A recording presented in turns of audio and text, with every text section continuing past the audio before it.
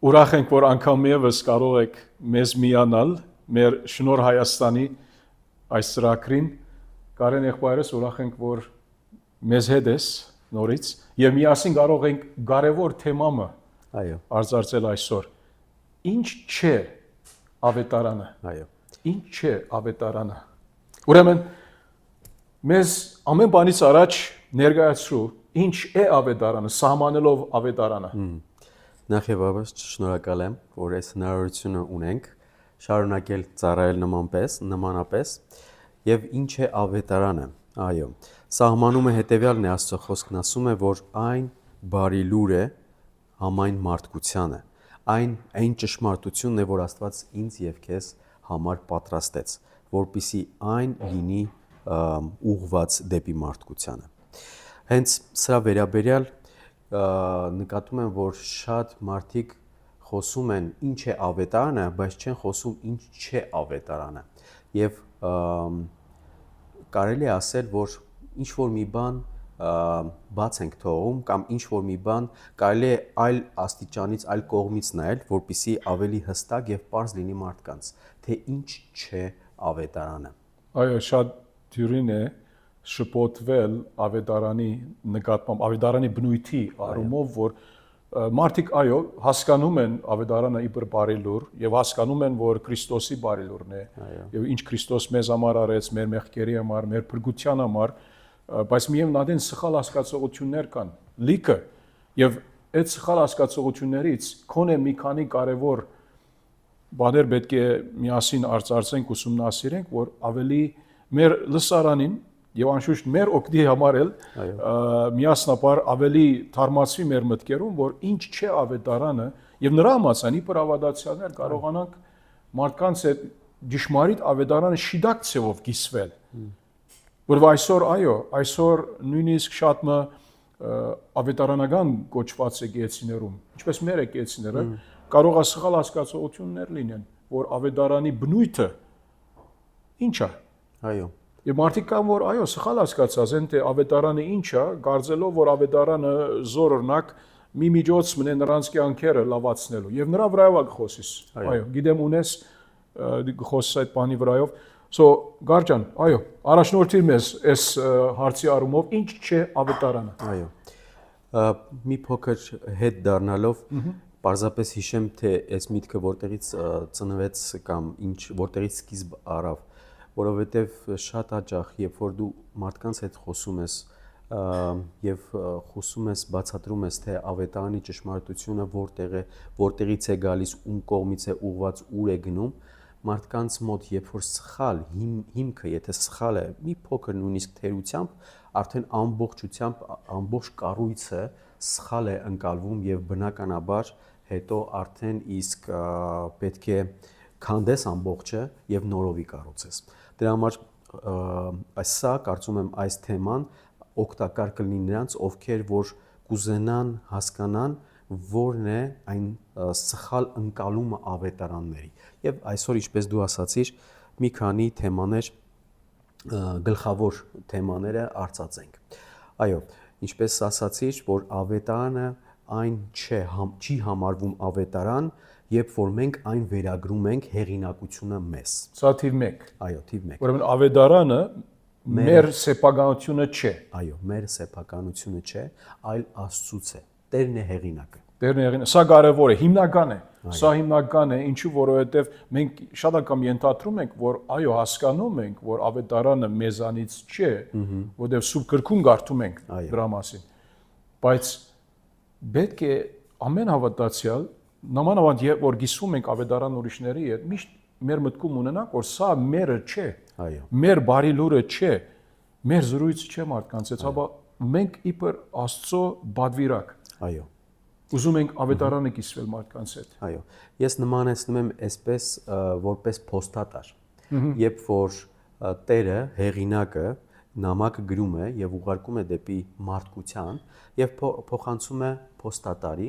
եւ փոստատարը վերցնում է նամակը եւ հասցնում է կետից կետ։ Երբ որ փոստատարը բացում է եւ սկսում է նամակը կարդալ եւ ընթերցել, ասել,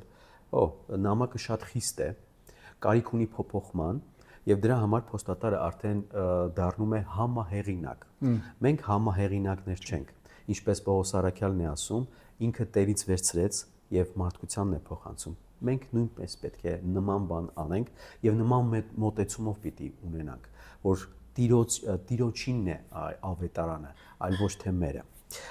Կուզենամ մի փոքր անդրադառնանք, քանի որ տեսնում եմ, որ հիմք կարիք կա հիմք դնելու եւ անշուշտ պիտի Աստծո խոսքից նայենք։ Գաղատացիս 1 հենց 11-12 համարները հենց այս թեմայի մասին է խոսում։ Գաղատացիս 1:11 եւ ասում է հետեւյալը. Տեղեկացնում եմ ձեզ եղբայրներ, այն ավետարանը, որ իմ կողմից քարոզվեց, մարդուց չէ։ Որովհետև ես ոչ թե մարդուց ստացա այն կամ սովորեցի, այլ Հիսուս Քրիստոսի հարությամբ։ Իր հայտնությամբ, այո, հայտնությամբ եւ հենց սա է հիմնովին սխալ մտածելակերպը, երբ որ մենք մտածում ենք, որ այն մեր սեփականությունն է եւ մենք կարող ենք բերել փոփոխություն, քանի որ շատ մարդիկ նայելով ավետարանի այն կողմը, որ շատ խիստ է, կարելի է մի փոքր փոփոխման ենթարկել։ Այս պահին հիշեցի այն երիտասարդին, երբ որ մոտեցավ Քրիստոսին եւ հարցնում էր, ինչպես կարող է երկնային արքայությունը ժառանգել։ Եվ Քրիստոս, երբ որ նկարագրեց երկնային արքայությունը, ինչպես են այն ունենում, երբ որ երիտասարդը խռովեց գնաց, Քրիստոս չասեց. «Լավ, արի մի քիչ իջեցնեմ սանդղակը, որպեսզի համապատասխանես»։ Չէ, հակառակը ինքը այդպիսի հրահանգ չարեց։ Եվ նույնպես մենք պետք է նաև վերագրենք եւ ոչ մի փողզիջման չգնանք, երբ որ ավետարանը մարդիկ խիստ են համարում կամ չեն ընդունում կամ այլ կերպ են ուզում մոտենալ ավետարանին։ Դրա համար շատ կարևոր է, որ ինչպես ասացինք, ավետարանը մեր սեփականությունը չէ, այո, անշուշտ մարդկության են ուղղված, մարդկանց են ուղղված, բայց այն մենք իրավունք չունենք փոփոխելու։ Այսինքն չես կարող աղավաղել ավետարանը քո ուզած, ցանկացած չափանիշներին, ստանդարտներին հասցնելու կամ ուզելով, որ քո հասկացողությունդ ավետարանի վրա բանեցնես, որ դու դիրապետես, որ ավետարանը ոնց պետք է մարդկանց խոսեցվի, հրամցվի, չէ, մենք չենք կարող դա անել։ Եվ այո, շիտակ է ասած, Տեր Հիսուս ինք երբեք այդ հարուստ մարդուն չասեց, երիտասարդին չասեց, որ չէ, գիտես, կներես, մի քիչ կարող է խիստ տվեցի քո հետ, ուզում եմ, որ իմ մոտս գաս, կարող է մի քիչ փող զիջել իմ ասածս, չէ, այդպես չի կարելի, եւ ասածիդ պես Աստծո խոսքից կահադացիների մեկից հայտնությամբ ստացավ Տիրոջից, սա մարդուց չէ, ինչ որ ինք քարոզում էր։ Այո, եւ ոչ էլ ուսումնասիրեց եւ ուսումնասիրության հետևանքը չէր 12-րդ համարն ասում, որովհետեւ ես ոչ թե մարդուց ստացա այն կամ սովորեցի, այլ Հիսուս Քրիստոսի հայտնությամբ։ Ահա հենց սա է կարևորագույնը։ Ես նմանեցնում եմ ժամանակակից դարի վերաբերյալ, ինչպես է փիլիսոփայությունը փոփոխվում։ Այն փոփոխվում է մարդկանց տեխնոլոգիաների զարգացման, մարդկանց այլ նոր ինչ-որ բացահայտումների հետ կապված, դրա համար փիլիսոփայությունը փոփոխման ենթարկվում է, բայց ավետարանը փիլիսոփայություն չի, մարդկային գաղափար չի, ինչպես Պողոսն է ասում, այլ ասում է դա աստվածային հիմք, ճշմարտություն եւ կոնստանտ, այն փոփոխման ենթարկվող չպետք է լինի։ Այո, ժամանակի փոփոխության հետ կապ չունի Աստծո խոսքը եւ դժբախտաբար երբեմն այդպիսի դպավորություն ստանում ենք որոշ մարդկանցից գարձելով, որ քանի որ ժամանակները արդեն շատ փոխված են, մենք պիտի հարմարացնենք մեր կառուցությունը ավետարանի առումով նրանց կարիքներին, նրանց, ասենք, որբեսի սկացմունքները չվիրավորվեն։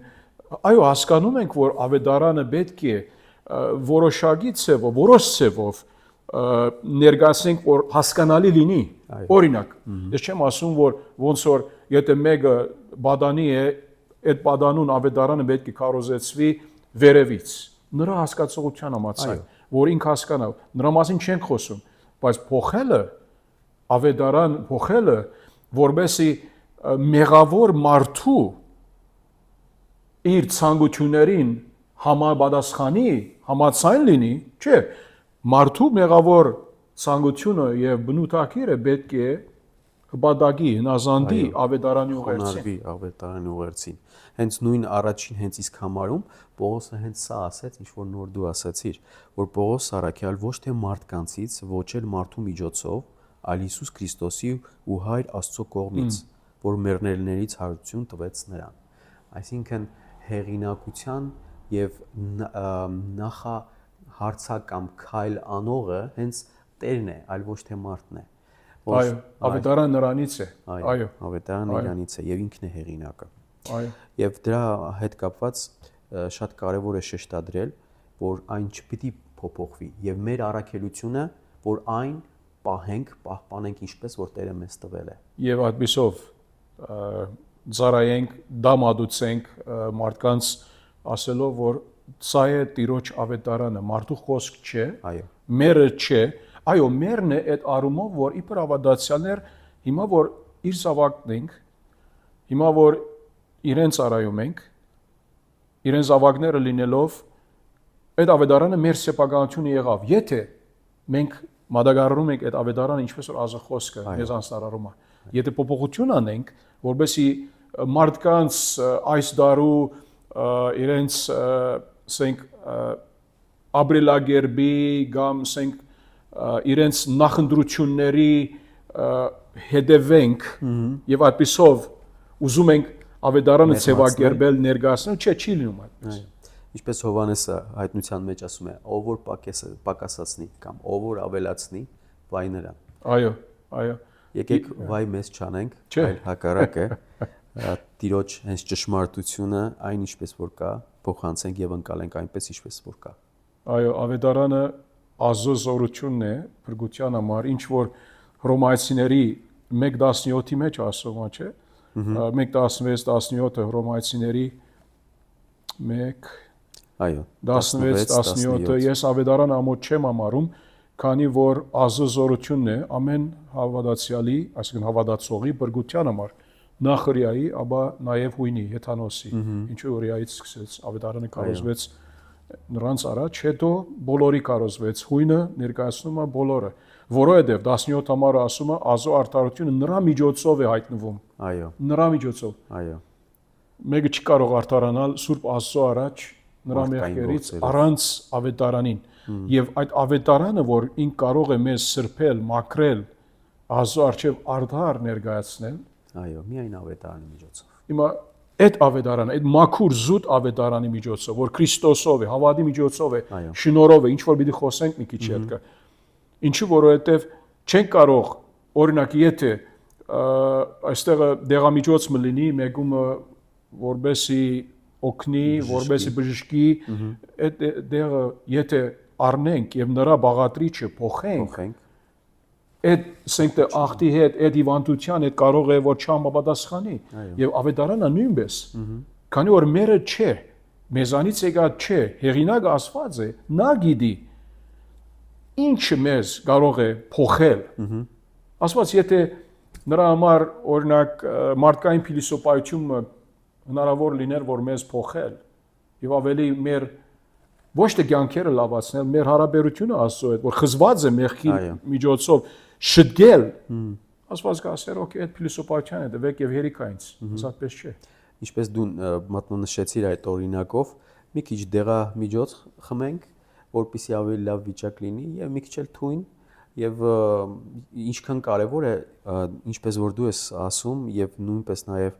համաձայն եմ լիովին, որ շիտակ ավետարանը ինչպես որ մենք ճիշտ ընկալենք, այնպիսի մեծ եւ ռադիկալ փոփոխություն կլինի մեր կյանքում։ Զուտ եւ անխարդախ ավետարանը ոնց որ Աստված իբր սեփականատերը ինք հայտնած է Քրիստոսի միջոցով։ Ամեն։ Հենց սա է կարևորը։ Կարծում եմ ամենամեծ թերությունը, որ տեսնում եմ մարդիկ նամանավանդ, որ մենք հիմա ապրում ենք քրիստոնեական հասարակության մեջ, բոլորս հայ ենք, բոլորս էլ մեզ քրիստոնյա ենք անվանում, ինչքան կարևոր է, որպեսզի մենք այդ ճշմարիտ ավետարանը հասկանանք, ընկալենք եւ անշուշտ ընդունենք։ Այն ընդունենք որպես ճշմարտություն, ոչ թե փոփոխման ենթակա ինչ որ մի բան ավելացնելու կամ պակասացնելու։ բայց եղբայրս գիտես, որ դժբախտաբար մարդկային մեղավոր բնույթը նրա մղումը, որ ավետարանը ցևակերպի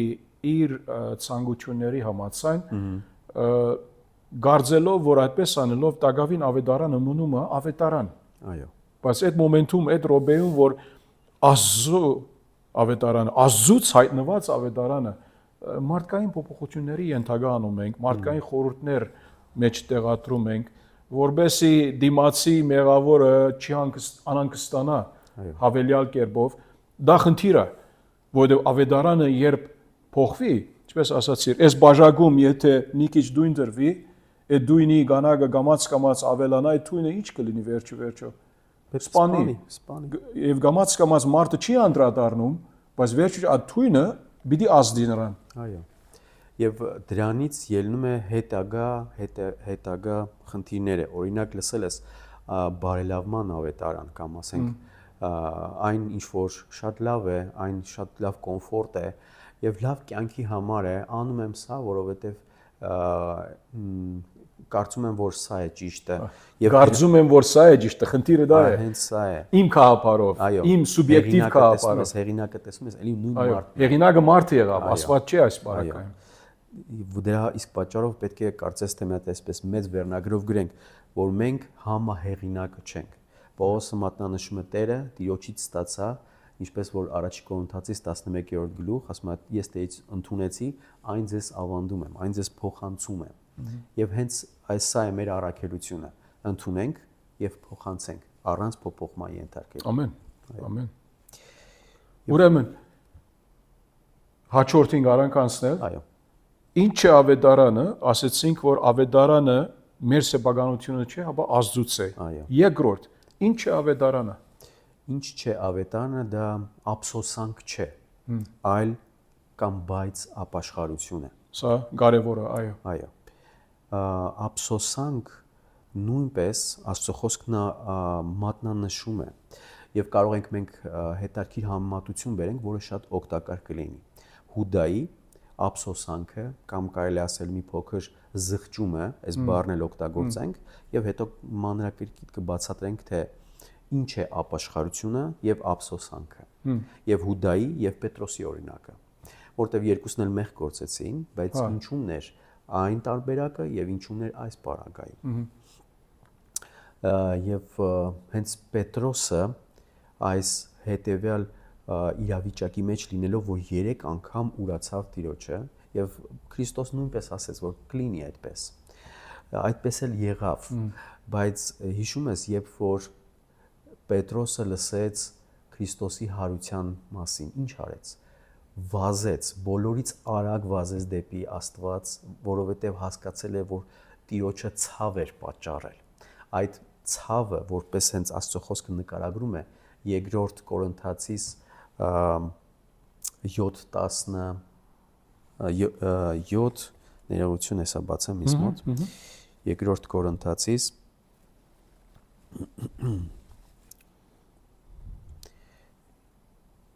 Չդագ ես, սա 10-րդ համարում է։ Այո, 9-10 համարներում է կարծեմ։ Այո։ Հիմա ասում է ուրախ եմ ոչ թե նրա համար, որ տրտմեցիք, այլ որովհետև տրտմեցիք ապաշխարության համար։ Այս տրտմությունը հենց իսկ ցավի մասին է խոսքը գնում, բայց Պողոսը այստեղ ասում է հետևյալի մասին, որ նպատակը չի, որ ձեզ ցավի մեջ պահենք եւ ցավ տանք ձեզ։ Նպատակը դա չի։ Նպատակը որ ապաշխարություն եւ ուրախություն լինի վերջին ժամանակում, վերջին հատվածում։ Տրտմությունը բերում է ապաշխարություն։ Աստվածային տրտմություն։ Աստվածային տրտմություն, որովհետև Հուդան էլ տրտմեց, բայց աստվածային տրտմություն չէր եւ դրա համար դա չգնաց դեպի ապաշխարություն, կարելի ասել մարդկային ցավ էր, ափսոսանք էր, որ այնտեղ ունեցավ, սխալմունք էր։ Այո։ Եվ անմեղարուն, այսինքն բան արեցի, ասեց, չէ, եվրեաները ինչ ասեցին, դա քո խնդիրն է։ Քո խնդիրն է, դա քո խնդիրն է։ Եվ Հուդան, երբ որ այդ ափսոսանքը ապրեց, չվազեց Քրիստոսի մոտ, վազեց մարդկանց մոտ։ Տարբերությունը հետևյալն է. Պետրոսը վազում է Աստծո մոտ, ապաշխարության, քավության, մաքրման եւ դառնաբես լացավ Աստծո խոսքը ասում է։ Դառնաբես լացավ, զղջաց։ այդ ճշմարիտ զղջումը արդայդեց բացահայտեց, բայց Հուդայի վրայով երբեք չենք տեսնում, որ ինք իդ վերադարձավ ասելով, որ ով Տեր ինձ ներիր կամ այդպիսի դրսևորում չունեցավ։ Այո, Եվ իհարկե հիմա Սուրբ Գիրքը ստականում է, որ Հուդան երբեք չի եղել։ հավատացյալ չէր։ Այո։ Հովանես 6 այդ վերջին քանի համարներում հստակ անում է Տիրոջ խոսքը, ուրիշ տեղեր ալ Հուդան թեև արաքյալիների, այսինքն այդ խումբի մեջ էր, բայց սա կարևոր է մեր ունգընտիրներին, որ նկատի ունենանք սա, ինք երբեք հավատացյալ չէր, բայց Աստծո էլի ասում է, որ Պետրոս արաքյալ այդպես չէ, ինքը ճշմարիտ հավատացյալ էր, բայց իր անկումը ունեցավ, Այո։ բայց Տերը ասեց նրա վրայով Ուգասի մեջ, որ մեղ պիտի կործես, այո, այդ անկումը գլին եւ հիմա կարդանք նրա վրայով, բայց ուզում եի գարջան չի մոռանաս, որ անդրադառնանք էլի այդ 2 Կորինթացիների 7, 9 եւ 10, նախ եւ առաջ դա անենք, ինչու որովհետեւ մեկը կարող է մեզ արծ տալ, որ սրանք Կորինթացի հավատացյալներն են, ինչի մասին խոսում ենք եւ որ ապաշխարություն ասում ենք 9 համարում։ Այո, այո։ Դա իբր հավատացյալի վերաբերյալ ապաշխարություն, բայց դասում Այո, սա է ուզում։ զանազանություն։ Նրա մասին մի քիչ խոսի, հետո կանդրադառնանք Ուգասի 22-ին։ Եվ 10-րդ համարն ասում է, որովհետև ըստ Աստծո տրտմությունը ապաշխարություն է առաջ բերում փրկության համար, որի համար զղջալ, բայց Պետք չէ։ զղջալ պետք չէ, բայց աշխարհը տրտմում է մահ է, տրտմությունը մահ է։ Այո։ Որ աշխարհի դրտմությունը վերջ-վերջը Հուդայի նման հավիտենական մահվան կտանի, Այո։ բայց Աստծուց տրտմությունը ավետարանի միջոցով։ Ինչու ավետարանը, այո, մարդ արարածի, որ մեղավորը ճշմարիտ ավետարանի քարոզությունը մարդ արարածին մարմնավոր մարդ արարած որ դակավին հավատացյալ չէ։ Այո։ Դրտմությունն է նրա համար, ինչու պետք է ինքը իր մեղքի կյանքից վազ անցնի, ստիված զգում է այդ առումով։ Այո։ Դեվ չնայած որ մենք հասկանում ենք ոչ մի անձ, որ ճշմարտապես Քրիստոսի դառնում է, Աստծո գերիշխան շնորհի համաձայն։ Այո։ Նրա համար դրտմություն չէ։ Դրտմություն է, որ զգիստը հասկանում է, որ մեղք ունի, սխալի մեջ է, պետք է ապաշխարի, Աստծո դրտմությունը։ Եվ երբ արդեն Տիրոջ դառնում է, ասացիր մի քիչ առաջ, որ այդ դրտմությունը Աստծուց հետո ուրախության դառնում է։ Այո։ Ուրախության։ Նպատակը տրտմության մեջ չպահելն է, հենց նույնիսկ Պողոսն էլ 9-րդ համարում այս пассив վնասը, որ ցույց է տալիս, որ մեզանից ոչնչով վնաս չկրեք, այսինքն Պողոսը նկարագրում է, որ նպատակը դա չէ, որ ձեզի ցավի մեջ պահելու եւ այդ ցավի գլխավոր նպատակը ցավն է, այլ այդ ցավից, երբ որ Տերը հանդիմանում է մեզ մեղքի նկատմամբ, այն բերում է բարելավում, նպատակը եւ վերջնակետը այդ ուրախությունն ու ապաշխարությունն է, որտեղ այստեղ փոփոխություն է բերում, համեմատելով, ինչպես ասացինք, չէ, 10-րդ համարում, բայց աշխարհի տրտմությունը մահ է բերում։ Ապաշխարությունը, վերստին ծնունդը, ուրախությունը եւ նոր կյանքը համեմատում է մահի հետ, ինչպես որ Հուդան ուներ։ Նոր հիշեցի նաեւ Հովանես 13:2, որտեղ որ նկարագրում է, որ Հովանեսը ներողություն Հուդան երբեք չի եղել աշակերտ, հետո չեղավ աշակերտ։ Ինքը ի սկզբանե չէր եղել հավատացյալ եւ հենց այդպես է նկարագրում է, որ իր կյանքում տեղի չի ունեցել այդ ապաշխարությունը եւ միշտ մնացել է մահի մեջ եւ Հուդան մեզ լավ օրինակ է, որպեսզի ցույց տա այն տրտմությունը, որ բերում է դեպի մահվան։ Եվ հետո գիտենք, որ Մատթեոս 27, 3, 4, 5 համարներում, որ Հուդան գնաց ինքնասպանություն արեց։ Ուշադրություն դարձնենք, որ նրա տրտմությունը գնաց դեպի մարդը, գնաց իր եսը, վերջում չգնաց դեպի ապաշխարություն եւ մեղքերի թողություն, որը միայն Տիրոջից է, այլ գնաց վերջնական լուծումը մահը, ինքնասպանությունը։ Վերջնական լուծումը ինքը իր ձեռքով արեց, քան թե Տիրոջ գնա, Այո։ որ լուծումը այնտեղից գտնի։ Բայց Պետրոս արաքյալ այդպես չարեց։ Այո։ Հիմա ինչ որ մի քիչ առաջ խոսում էինք Ղուգաս 22-ից 31 համարից եւ դեռն ասած Պետրոսի խոսելով Սիմոն, ահա սատանան ուզեց ցեզ ծորենի պես մաղել, ցեզ հոգնակիով, բոլորին, բոլոր արաքյալներին, բայց ես քեզ եւ բնակրում այդպես է, սկիզբը ցեզ է, հայերենով ասենք ուղիղ դարկմանված է այդպես, ինչու անգլերենով you ասում է, you չգիտես եթե հոգնագի եզակի է, հա, բայց հայերենով դարկմանված է շիտակ, բայց ես քեզ համար աղոթեցի։ Սա չի նշանակում, որ Հիսուս մնացածի համար չաղոթեց։ Մենք հիշում ենք Հովհաննես 17-ում իր այդ իբր մեծ կանոնական աղոթքում բոլոր աշակերտների համար աղոթում է եւ մեզ համար էլ աղոթում է, որ գալիս ենք նրանից յետք։ Ասում է, բայց ես քեզ համար աղոթեցի, որ քո հավատը չբացի, հաբա երբ դու դառնաս եղբայրներիդ հաստատուն անես։ Այսինքն հաստատես։ Ինչու, որովհետև դերը ինք խոստացավ եւ մի խոսքով մարգարեացավ, որ դու պիտի վերադառնաս, պիտի ետ դառնաս եւ պիտի այսպես անես, սա նշանակում է, որ դու դակավին սիրում եմ քեզ, իմ աշխատանքի նկատմամբ, ծառայության նկատմամբ, ծրագրի նկատմամբ դակավին մաս ունես, դեր ունես եւ այդ երի մեջ ունես այս ծառայությունը։ Սա տրվեց Տիրոջ։ Պետրոս Սարակյան մենք չգիտենք իհարկե Սուրբ Գիրքը չի ասում, բայց շատ հավանական է, որ Աստծո Սուրբ Ոգու միջոցով ինքը այս բաները հիշեց, երբ ինք 3 անգամ Տիրոջ ուրացավ Տերը մատնված գիշերը եւ Տիրոջ խոսքերը հիշելով, որ Տերը նրանից վազ չանցավ, որ ճշմարիտ ավադացյալ է։ Հուդայի մասին այդպեսի խոսքեր չկա։ Բայց Տերը իրենիները գիտի։ Իրենների համար է։ Այո։ Եվ ճշմարիտ ավետարանի հետ վերադառնալով այդ ասենք հագատրության սփոփանք, ներողություն, ափսոսանք, չէ թե ապաշխարություն, ճշմարիտ զղջում այսինքն։ Այո։ Ափսոսանքը բարձրապես ախի Երանի այդպես չանեի։ Այո։ Բայց լուծումը ուր է։ Լուծումը բարձրապես վատ զգալու մեջ չէ։ Այո։ Քո մեղքի նկատմամբ, որ դու Սուրբ Աստծո սրբության թեմ, նրա հավատարմության թեմ, բարության թեմ մեղ կործած ես։ Եվ բոլոր մարդկությունը մեղք է, մեղավոր է։ Բոլորը մեղ կործեցին, Աստծո պարգից բացեցին։ Հռոմայացիների 3:23-ում։ Առաջարկում եմ մի համար էլ եւս, որ Դավիթ թագավորը հենց իր ապաշխարության սաղմոսի մեջ գրում է 51-րդ սաղմոսի մեջ, որ ասում է Տեր, ամբողջ հանցանքը քո դեմ է, յուրաքանչյուր մեղք քո դեմ է։ Միայն քեզ դեմ մեղանչեցի, այո։ Եվ նույնիսկ այն բոլոր մանրուկ այն նույնիսկ մեղքերը բոլորը Տերն է, Տիրոջ դեմ է հակառակ։ Ամեն բանից առաջ, այսինքն, հա։ Դրա իսկ պատճառով ցույց է տալիս, որ լուծումն էլ Տիրոջ մոտ է, այլ ոչ թե մարդկանց մոտ է, ինչպես որ Հուդան վազեց եւ 30 արծաթը հետ վերադարձրեց,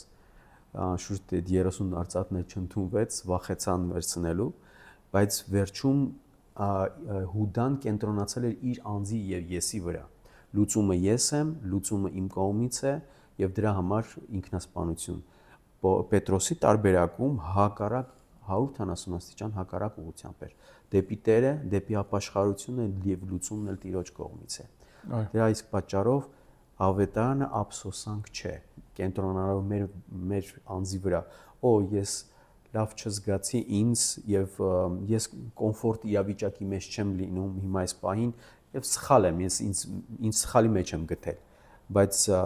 Պետրոսը հասկանալով, որ այդ մեղքը ցավ է պատճառում Տիրոջը, այդ զղջումը, որպիսի Տիրոջ հաճելի լինել, այդ դա է բերում ապաշխարություն, այդ տրտմությունը բերում է իրական ապաշխարություն, երբ որ այդ Տիրոջից հասկանում ես, որ դու մեղավոր ես։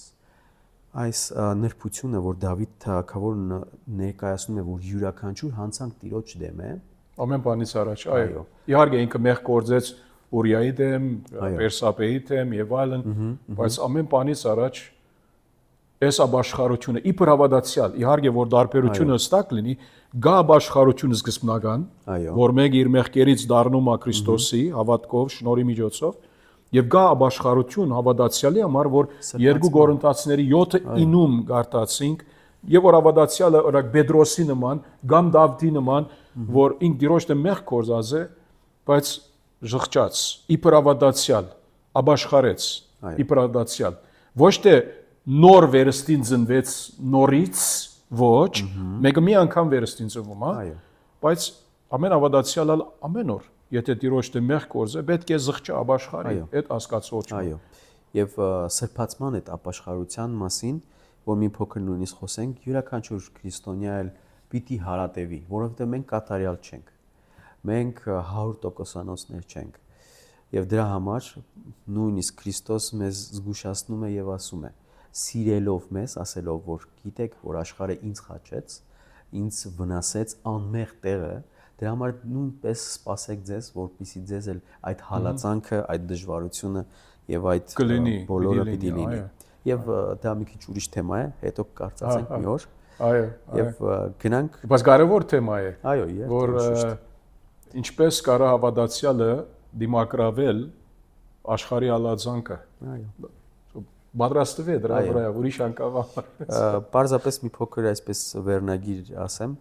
որ մարդիկ մտածում են դե ինչ լավ կլիներ, եթե մենք ապաշխարենք եւ վերջ, լինենք միանգամից երկին գնայինք եւ չմնանք այստեղ տանջանք չկրենք։ Աստված դրա պատասխանն ունի։ Ուրեմն անգամ միևս ամփոփելով մեր այս առաջի երկու ճշմարտությունները, թե ինչ չէ ավետարանը։ Թիվ 1 ավետարանը մեր սեփականությունը չէ։ Այո։ Հաբա Աստծուց է։ Թիվ 2 ավետարանը ափսոսանք չէ։ Հաբա ճշմարիտ ապաշխարություն կամ ճշմարիտ զղջում է։ Եվ օրինակը որ բերեցինք Հուդայի եւ Պետրոս Արաքյալի միջև այդ օրինակը օգտագործենք ցապերելու ազոխոսքից, որ մեկը ճշմարտապես ապաշխարեց, զղջաց իր մեղքի նկատմամբ, մյուսը լուծումը իր ցևով ուզեց գտնել։ Պետրոս Արաքյալը այդպես չարեց։ Պետրոս Արաքյալը, ինչպես ասացի, վերջո ինքը այնտեղ էր։ Արաքյալների հետ Հիսուսը որ խաչվեցավ, միասին հավաքվում էր, չթողեց չգնաց։ Հետո եւ որ հարություն արավ ինքը Հովհաննեսը առաջին վազողներից էին։ Եվ մենք գիտենք ինչպես Հովհաննես 21-ում Տերը իրեն էլի կանչեց, որբեսի ասե նրան արածե իմ գառներս, ոչխարներս։ Եվ սա Տիրոջից այդ վստահությունն էր, որ նրա ասե որ դու ծառայության մեջ տակավին այնտեղ ես, վերահաստատված ես, խնդիր չկա, սիրում եմ քեզ, եւ սա Պետրոսի համար մեծ խրախուսանք էր։ Այո, եւ անշուշտ մեզ էլ որպես լավ օրինակ, որ մենք կարող ենք հասկանալ մեր իրավիճակի, յուրաքանչյուր իրավիճակում, որտեղ տարբեր իրավիճակներ կան, որպեսզի ճիշտ հասկանանք եւ ճիշտ կարողանանք բացատրել այն տրտմություն, այո, անշուշտ, ցավ, զղջում, մեղքը բերում է ցավ, բայց այդ իրական այդ ցավը գիտակցումը բերում է ուրախության, չի բերում դեպի մահվան, այլ բերում է ուրախության։ Եվ անշուշտ ապաշխարությունը դա մտքի փոփոխություն է։ Դա մտքի փոփոխություն, որ դու երբևիցե այդպես չես մտածել, բայց ավետարանը բերում է այդ մտքի փոփոխության։ Որ սրդի փոփոխության կտանի վերստին, որ ինչ որ մեր երրորդ ճշմարտության հետ կապ ունի։ Այո, անշուշտ։ Եվ երրորդ ճշմարտությունը ինչ ավետարան չէ, դա բարոյականություն չէ։ Բարոյական փոփոխություն չէ։ Բարոյական փոփոխություն չէ։ Հաբա ինչ է։ Ապա այն հենց ինչպես որ Աստծո խոսքն է ասում, որ ինքը լուր է, ինքը ռադիկալ փոփոխություն է, որ գալիս է Տիրոջից, ես այսպես կարող եմ նկարագրել։ Այսինքն արմադական փոփոխություն է ավետարանը։ Այո։ Դուրսի փոփոխություն չէ։ Ներքուս չէ, բարոյականորեն։ Ինչու որ Սուրբ Գրքում տեսնում ենք, որ բարիսեցիները իրենք դրսի վրա կենտրոնանում էին, Մատթեոս 23 օրինակ, ցուցադրական առումով, բայց ներսի փոփոխություն չի։ Այո։ Կարող եմ, որպեսզի մեզ լսողները ավելի հասկանան ինչ նկատի ունենք, օրինակ կարճ պատմեմ։ Օրինակ, այսպես, երբ որ մենք բնակարանում ինչ-որ վերանորոգում ենք կատարում, այն արդեն օգտագործում ենք պատերը եւ պարզապես կոսմետիկ վերանորոգում ենք անում։ Սրա մասին չի խոսքը։ Ավետարանը դա հիմնովի այն փոխվում է, ոչ թե օգտագործում է հին պատերը, այլ ինքը ռադիկալ փոփոխություն է եւ նորովի պատերի մեջ ով գիտե ինչ կա։ Այո, այո։ Միգուցե կա ճաքեր կան, արդեն վնասված է տունը եւ պիտի փուլ գա։ Դրա մասին չի խոսքը։ Ավետարանը հենց վերստին կյանք է, նոր կյանք է եւ հենց հեղինակը Տերն է, այլ ոչ թե այսպես ասեմ, մենք մտածում ենք, որ մի քիչ եթե ավետարանը կամ Աստվածաշունչ որ կարդանք, մենք ավելի լավ կլինենք, քան թե չկարդայինք։ Նա մանավանդ մեր հասարակության մեջ, որ տեսնում ենք մարդիկ շատ են հիմա օգտագործում եւ արծածում Աստվածաշունչը, քրիստոնեությունը եւ նաեւ շատ են օգտագործում հետեւյալը, որովհետեւ երբ որ մարդիկ մտածում են, որ դու Աստվածաշունչ ես կարդում, միգուցե լավ մարդ ես։ Կարելի է լավ մարդ ես։ Լավ մարդ ես։ Լավ իմաստուն մարդ ես, կարելի է լսել քեզ, օրինակ վերցնել քեզանից, սրա մասին չենք խոսում։ Խոսում ենք նրա մասին, որ ավետարանը բերում է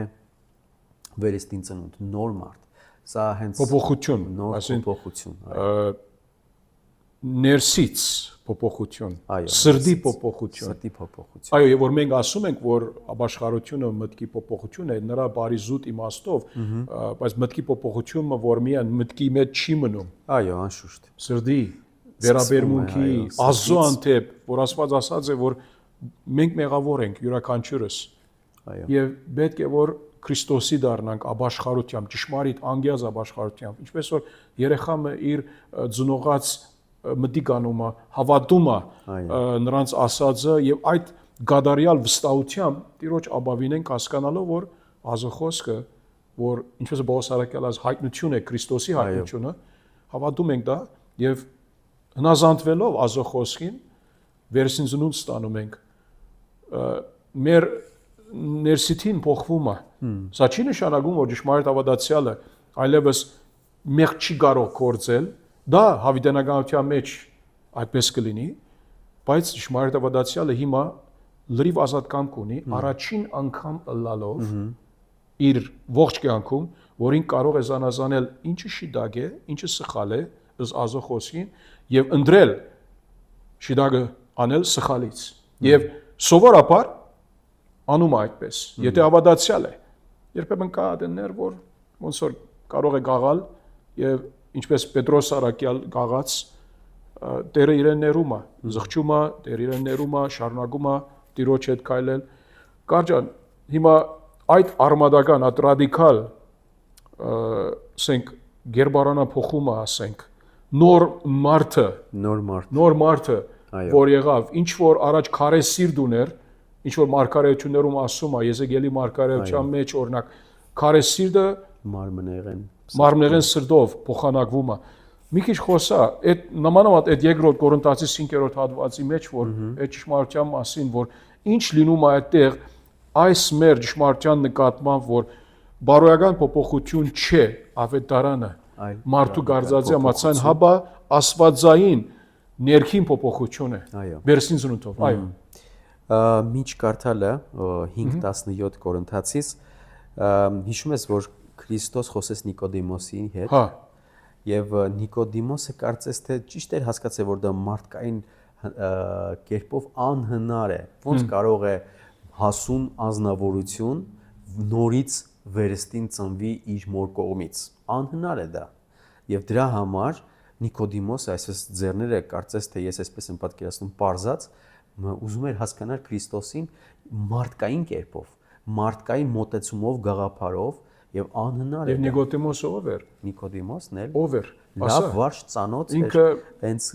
հրյա ուսուցիչ էր, հրյա վարդապետ էր, հրյաների վարդապետ էր։ Այո։ Եվ դա վարդապետն էր։ Այո։ Հենց նույնիսկ Քրիստոսն էլ մատնանշեց, որ դու վարդապետ ես, դու սովորեցնում ես ու չես հասկանում որոշակի հոդված։ Այո։ Ես վարդապետն ես դու չգիտես այս բանը, այսինքն գարիկը գա վերստին ծնունդի։ Այո։ Փոփոխության, արմադական փոփոխության, ռադիկալ փոփոխության։ Եվ ոչ թե բարձրապես բարոյական օրից դրսից ինքսինքը մեկը բարելավե, բարվոքե, որբեսի ավելի մարդկանց առաջ Աստծո իբր թե ազո աչքը մտնի։ Հիմա հիշում եմ այդ արագը Ղուկաս 18-ում, այդ Փարիսեցին եւ Մաքսավորը։ Այո։ Փարիսեցին ինչ անում էր։ Հիսուս ասեց, թե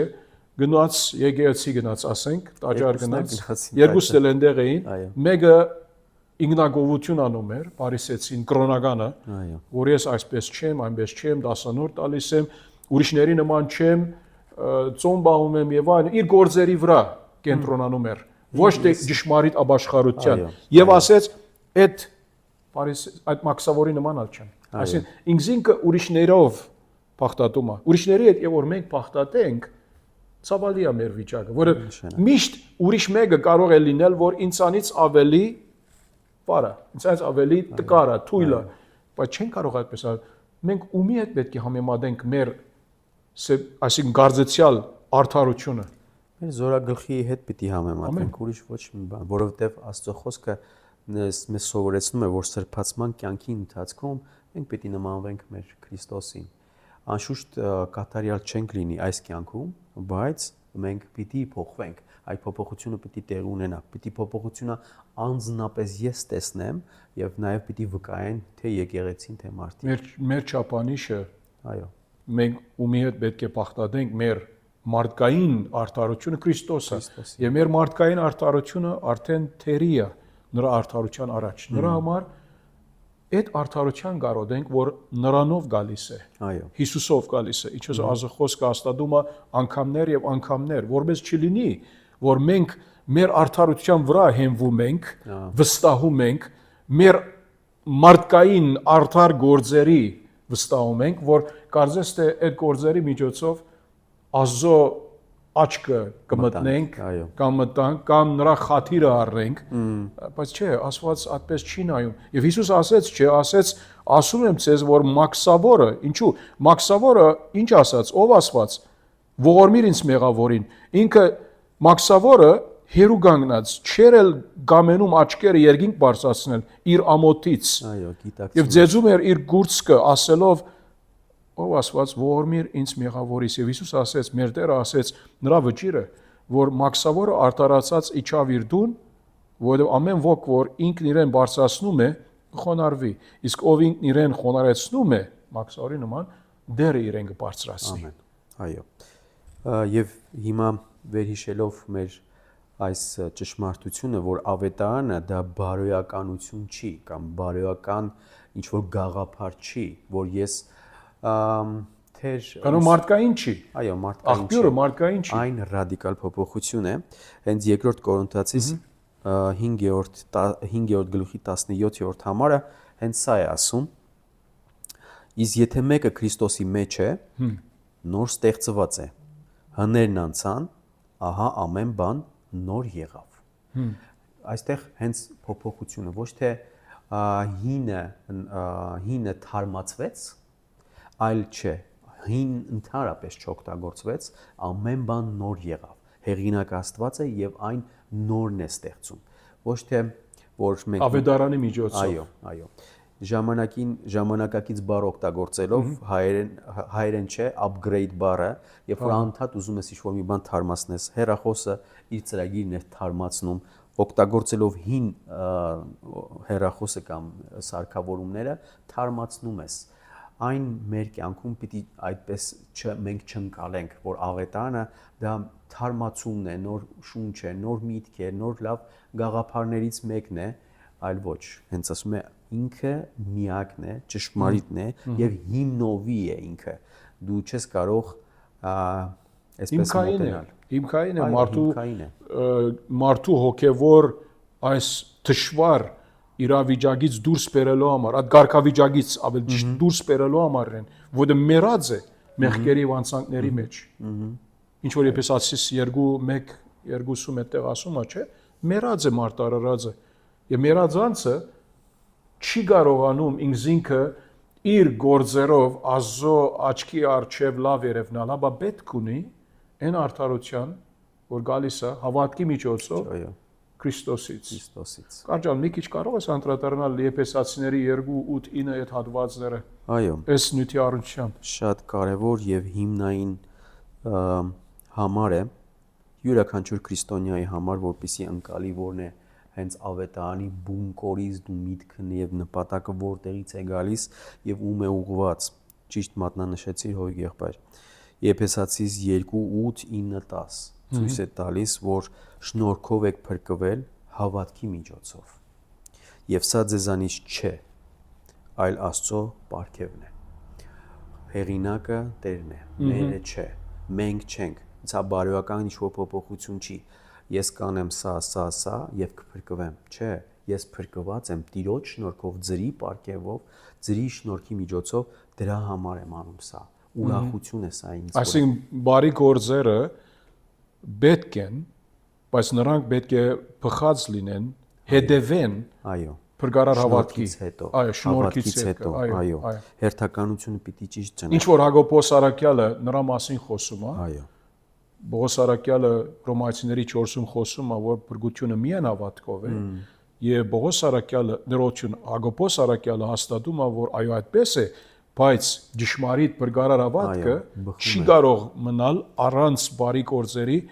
որտեղ Արաքյալը ասում է, եթե հավատք ունես, գործեր չունես, այդպիսի հավատ չի լինում։ Մեռած է։ այո։ Ես Հակոբոսի այդ խոսքերը այսպես եմ ընդունում, ոնց որ մեկ անձնավորություն պարզապես վերցնի, ձեռները ծալի, նստած հարմարավետ տեղում, ասի ես հավատացյալ եմ, ես ծառայող եմ, ուղակի լոկ բառերով Խոսք միայն։ անհնար է դա։ Մի բանից բխում է երկրորդը։ Խոսք միայն չի լինում, դա պիտի նաև գործես, դու պիտի ծառայի կերպար լինես։ Քեզի տեսնելով տեսնեն, որ վկայեն, որ ահա ինքը ծառա է, որտեվ ծառայում է։ Եվ իմ սիրած այն հատվածը Ղուկաս 17-րդ գլխի այն հատվածը, որ ասում է մենք ովքեր ենք, մենք անպիտան ծառաներ ենք, արել ենք այն, ինչ որ պետք է անենք։ Եվ դրա համար շնորհքը ընդունելով հավատքի միջոցով այն վերագրվում է գործերի եւ Այսինքն հավատքը, փրկարար հավատքը, որ շնորհքից հետևանքն է, այդ փաթեթը ասենք, շնորհով փրկված եք հավատի միջոցով, այդ փաթեթ եւ սա Աստծո բարգևն է, այդ ընդամենը Աստծուց է, այո, դա ասենք հետևանք ունի։ Հետևանքը ի՞նչ է։ հետևանքը հետևյալն է։ Ինչ բերում է։ Ինչ բերում է գործերը բերում, ինչպես Գործերը, Հակոբոսն ասեց։ Ես այսպես կարող եմ նկարագրել, պատկերացրա, ես գիտեմ դու ինչ ես սիրում, գիտեմ որ դու օրինակ սիրում ես նոր ժամացույց եւ գիտեմ դու ինչ բրենդի ժամացույց ես սիրում եւ դրա համար իմանալով այդ ամենը գնում եմ հատուկ խանութ իմանալով որ բրենդի այդ ժամացույցը գնում եմ սիրուն փաթեթավորում եմ ամբողջը ես անում եմ եւ վերում փոխանցում եմ քեզ եւ դու պարզապես վերցնում ես այն ընդունում ես այն հավատքի միջոցով եւ շարունակության մեջ հենց սա է նկարագրում որ ամբողջը Տերն է արել ամբողջը ինքն է հեղինակը, ինքն է գործող, ինքն է այս ամբողջի շարժառիթը։ Մենք մահացած ենք։ Մահացածը ինչ կարող է անել։ Չի էլ նաև կարող շնչել։ Ոչ մի բան։ Այո։ Եվ ոչ էլ գործերից է։ Որպեսզի ոչ ոք չպարծենա։ Եվ շատ կարևոր եմ գտնում այս 9-րդ համարը մատնանշել, ինչու, որովհետև մեր հայկական հասարակության մեջ, Հայաստան աշխարհի մեջ մտածելակերպն ու գաղափարը շարժառիթը հետևյալն է ավետարանը նկարագրում է գործողության ինչ-որ պարկ ես անում եմ սա որպիսի փրկվեմ չէ հակառակ պրտտել է պետք հակառակ ուղղությամբ Ճշմարիտ քրիստոնեությունը սա սովորեցնում է մնացած բոլոր գրոնքները աղանդները սովորեցնում են մարդկային չանկերով մարդկային գործերով Աստծո արչև լավ երևնալ այո Եվ մենք կատարյալ չենք, յուրաքանչյուր պահին մեղանչում ենք, անհնար է փրկվել այդ պարագայում։ Եթե մեզանից կախված լիներ, մեր գործերից կախված լիներ։ Մեզանից եղավ ով է վստահ, որ ինքը մեղք չի գործի, ոչ մեկ։ Ոչ մեկը։ Եվ քանզի նրա ստեղծագործությունն ենք Քրիստոս Հիսուսով հաստատված բարի գործերի համար։ Ահա այստեղ արդեն խոսում է բարի գործերի, որ հավատքով, շնորհքը ստանալով մենք արդեն պատրաստ ենք բարի գործելու, բայց բարի գործելը ոչ թե մեր գաղափարը Հիսուս Քրիստոսով այո հաստատված բարի գործեր անել հենց Հիսուս Քրիստոսի ինքն է այդ նաև մեր սիրտը հաճություն տալիս որպեսզի այդ բարի գործերը չափանիշն էլ Տերն է տալիս ինքն է սահմանում ամեն ինչ որպեսզի ինչ անենք իրան նման լինենք իրա խոսքը իրա ավետարանը եւ Ուրեմն Գարջան ասելով սա մեր բարի գործերը թե Հիսուսից նրա փրկությունից եկած պետք է լինեն այո եւ թե նրա բնութագրի համաձայն եւ նրա գամքի համաձայն եւ նրա համար պետք է լինեն որ կարողանանք ասել որ այդ բարի գործերը մեր փրկության հետևանքն են աշուշտ չէ թե ոչ ինչ որ Աստծո բարքի համար չէ աբարչյունը ոչ մի իմաստ չունի անիմաստ է այո եւ ինչպես ասացինք ավետարանը դա բարոյականություն չի որ ես մի քիչ գործողություն անեմ եւ լավ կլինեմ։ Չէ։ Ավետարանը դա հիմնովի նոր անձ է, որը ինքն է հեղինակը եւ ինքն է վերստին ծնում, ինչպես Նիկոդիմոսի պատմությունը եւ ինչպես որ նաեւ այս հատվածում որ խոսում է։ Օրինակ բացենք Տիտոս 3:5, նույն այս թեման է շարունակում Պողոս Առաքյալը։ Տիտոս 3:5։ Այո։ Նա ոչ թե ըստ մեր կատարած արդար գործերի մեզ փրկեց, այլ իր ողորմությամբ, վերստին ծննդյան ավազանի միջոցով եւ Սուրբ Հոգու նորոգությամբ։ Տեսնում ենք ցույց է տալիս հեղինակին, Սուրբ Հոգին, որ ինքը գործունեություն արեց, ոչ թե մեր կատարած արդար գործերից չէր, որտեվ կարծում եմ, որ նույնիսկ օբյեկտիվ չի, եթե այսպես ասենք, մեր արդար գործերի հիման վրա Տերը մեզ փրկեց։ Դու կարող ես քո մտածելակերպով լավ գործեր անես։ Ինձ համար միգուցե դա լավ գործեր չէ եւ միանշանակ չի դառնում։ Ճշմարտությունը լղոզվում է, աղավաղվում է։ Ճշմարտությունը միակ ինչ որ մի բան չէ։ Այն սահմանափակվում է միայն մեր ընկալմամբ եւ մեր գաղափարով, եւ որը շատ վտանգավոր է։ Եվ մենք ապրում ենք այս հասարակության մեջ, որը գտնում եմ, որ կարևոր է, որ սա մատնանշենք, որ ճշմարտությունը Աստծո խոսքն է, ճշմարտությունը Աստծուց է եւ ինքն է հեղինակը եւ անհնար է, որ մարդը այսպես ասի, դե սա լավ է, սա վատ է, այսինքն Աստծո խոսքը մասամբ ընդունենք, չէ, ամբողջովին ինքը Աստծո ճշմարտություն եւ պիտի մենք հարատևենք, ինչքան հնարավոր է, օրեցօր գիշեր ցերեկ խոսենք եւ նաեւ կարդանք եւ նաեւ վերլուծենք։ Եթե չէ, դա կդառնա փիլիսոփայություն, կլինի բարոյականություն։ Եվ բարոյականության գրոնքը բոլոր աշխարհում ներկա է։ Ինչպես մի քիչ առաջ խոսում էինք, ամեն քրիստոնեությունից զատ ուրիշ գրոնք, ամեն ուրիշ գրոնք, ամեն ուրիշ աղանդ, բոլորն էլ նրանք գործերով փրկության այդ ավետարանը, ճագերդյալ ավետարանը ռամսնում են մարդկանց։ Ինչպես գիտես, կան որոշ կրոնքներ, որ Աստված մի խոսքով կարծեք թե այդպես ինք աստվածային գշիրմ ունի եւ դադաստանի օրը, եթե մի գոմը մի քիչ ավելի գշրի մյուսից,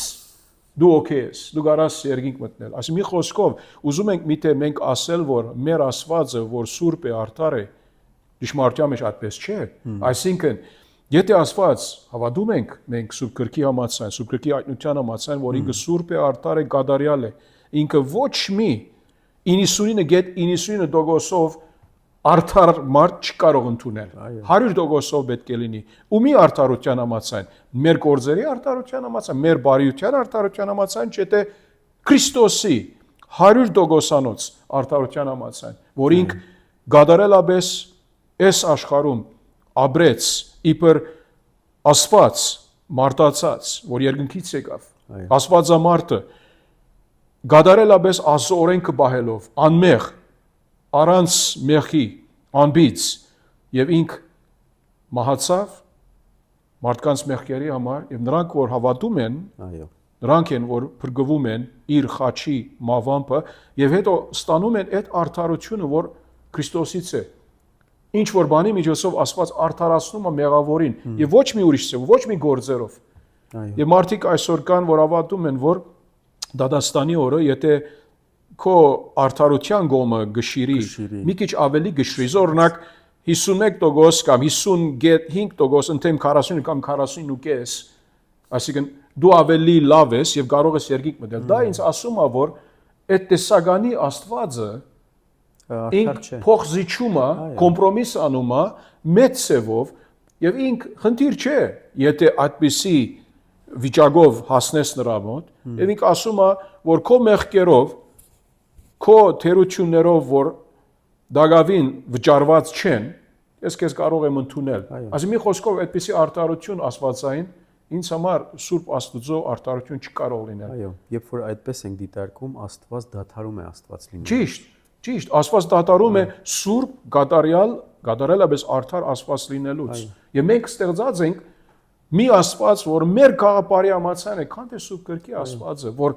ինք իր առատ ողորմությամբ մեզ վերստին ծնունդ տվեց Սուրբ Օգու նորոգությամբ ոչ թե մեր կատարած արդար գործերի։ Այո։ Ինքը չփրկեց մեզ մեր կատարած արդար գործերի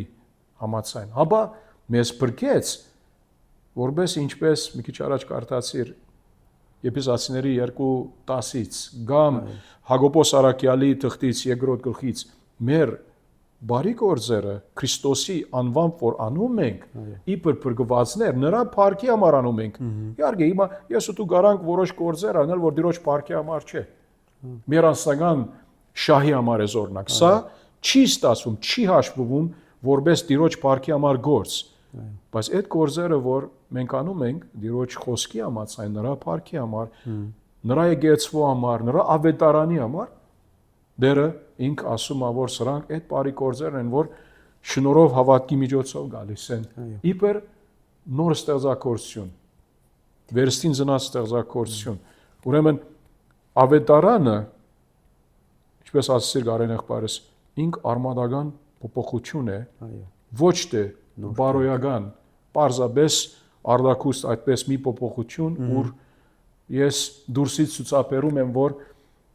շաբաթ անգամը Կիրակի օրը եկեղեցի գնում եմ, աղոթք անում եմ, մի քիչ Աստծո խոսքից լսում եմ, երգում եմ եւ հետո մնացած շաբթվա ընթացքում ապրում եմ որպես ովևէ սովորական աշխարհիկ մի մարդ։ Այո։